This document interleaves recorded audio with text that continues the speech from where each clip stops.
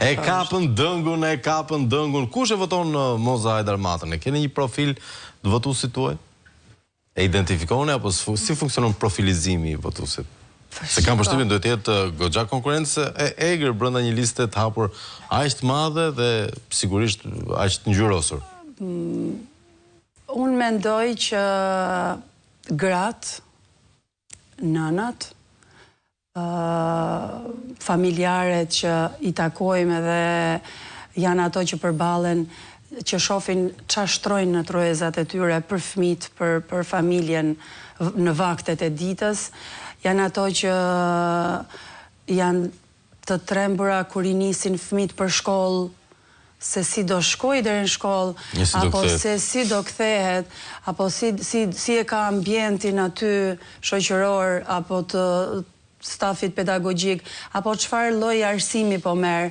Janë ato që shkojnë për të marrë një shërbim në ambulanca apo në spitale, që vetëm Tirana është paradoks, që nuk e kisha menduar kështu kur e analizoj tani, është era parë se ne shkojmë te urgjenca edhe themi okay, te urgjenca atë arritëm mbarum punë. Por ajo është për gjithë Shqipërinë. Tirana nuk ka një spital të vetin, rajonal, për Tiranën, që të shkosh të marrë shërbimin pas gjitha tyre taksave që ti paguan për shërbimin shëndetësor, nuk e merr dot, sepse aty është një krahur. Për gjithë ata qytetarë... Se pediatria është njëta gjë... Për gjithë ata qytetarë që paguajnë taksa në këtë qytet dhe nuk marrin asnjë lloj shërbimi mbrapsht. Paguajmë për televizionin, paguajmë për arsimin, akoma janë... Çfarë paguajmë po? Të gjitha këto.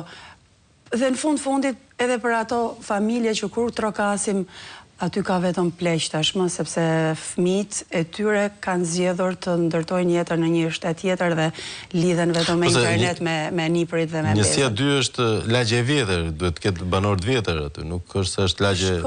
Është e përzierë dhe përveç asaj ka dhe shumë të ardhur.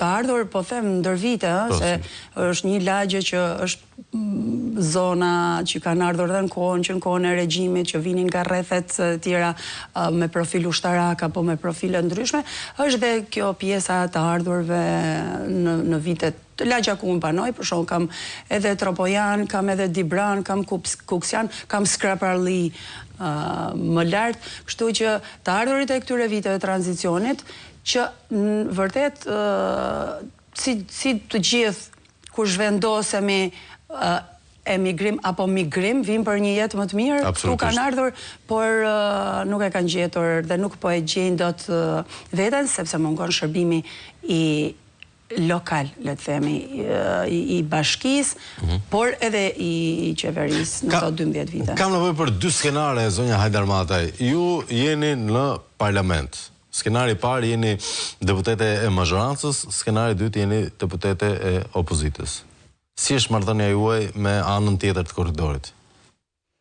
Si deputete e mazhorancës, si do veproni ndaj socialistëve, se më duket sikur ka një kërkesë për e rëndë është ta thuash, po njerëzit sikur duan një hakmarrje të lishme, pra një që të mbajnë përgjegjësi.